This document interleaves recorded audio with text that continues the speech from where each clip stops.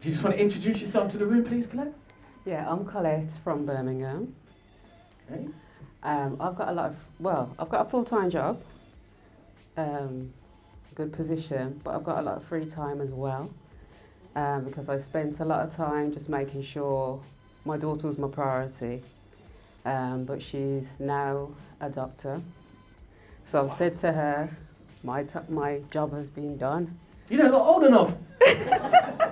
Yeah, she's a doctor. I'm very proud of her. Wow. So I've got, as parents, what we do, we invest everything into our children, making sure they're on the right straight and narrow. She's now making her own life, so I've got time on my hands. Wow, congratulations, man. That's a massive achievement. Thank you. That's beautiful. Yeah, round of applause. Round of applause. So obviously you've invested a lot in the little one. It's not so little now. What's your why now? What does Colette want? I want to be able to, if I want to go on a jet plane somewhere at a moment's notice, I want to go. My mum said to me just yesterday, she goes, because I booked a flight to Jamaica, she said, are you actually going to take me? And I'm like, yes, I am, but I'd like for her to go first class. So that's what I want. Sweet. Feels like we're doing a session on air miles soon, don't it? Yeah.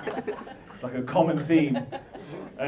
Yeah, we could do that. Maybe one of the Monday refuel sessions we could talk about smart finance and low cost, high lifestyle. Could talk about that, man, because there is some hacks and we can definitely help that happen.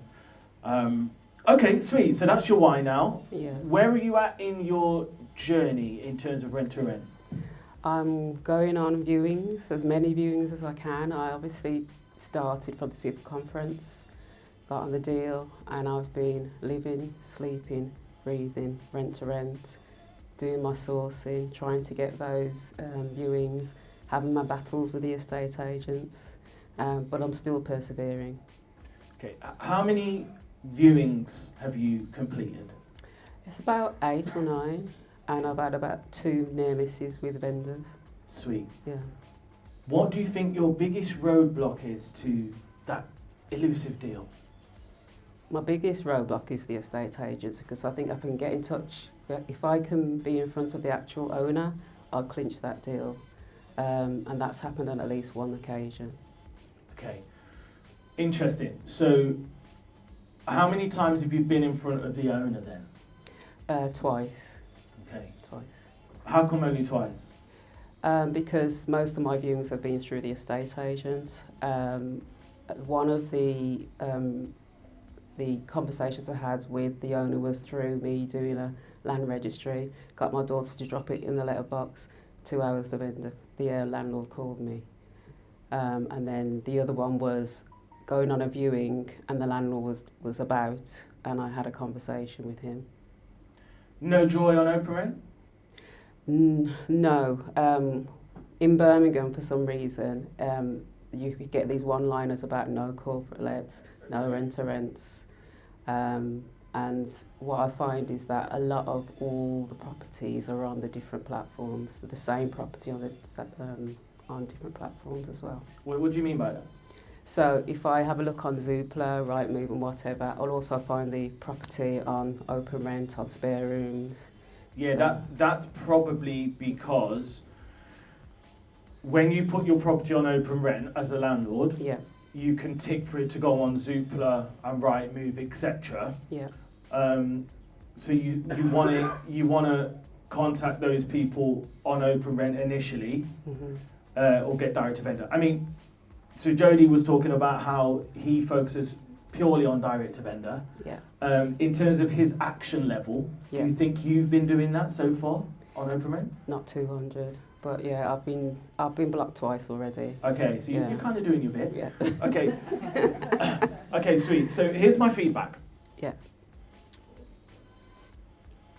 The first thing is let's focus on direct to vendor. Definitely. 80-20 ratio. Because you don't want to bang your head against a brick wall. You heard yesterday how quickly you can establish if letting agents are in or then they're out.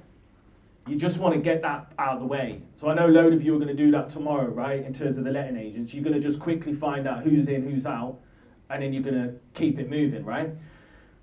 The direct to vendor thing's really important. Go through the HMO content, because I've done loads of new direct to vendor sourcing strategies, and I've explained it differently in deeper ways and in new ways that you all should implement and maybe get different results. The second thing is, and this is an invisible force, by the way, that we all feel. What it is sometimes you can want something too much. Probably. It's just marinating that. Sometimes you can want something too much and you force it. And the more you try and force it, the less it seems to work. Who can relate to that? So remember earlier on when I was talking about how long you've maybe been doing something you've not wanted to do, or how long you've not been able to book those first class flights, or how long you've not been able to do certain things. We have to take more of a long-term view and relax into it. And then all we can do is focus on our locus of control, i.e. what can we do today to move that forward and not battle with ourselves. We have to be comfortable with how long it's going to take for us, because we've all got our own journeys. And I think I've spoken to people today, and sometimes it's like you can easily see people that have done it in 2 weeks and feel like, why is it not working for me? 4 weeks, why is it not working for me? But you've just got to implement those new things. Let's do more direct to vendor, more open rent, speak to more people who are getting those results and find out what they've done, and then just stay the course. Yeah. Is that helpful? Yeah, it is. Yeah, Right, I mean, round of applause. yeah, Let me finish. Go on. No, I was going to say that my new strategy is to go through that HMO route, because I was concentrating on SA and obviously look at those opportunities. You will do this. Yeah, definitely. You've done too much good not to do it. Just relax into it, keep going. Round of applause for Colette.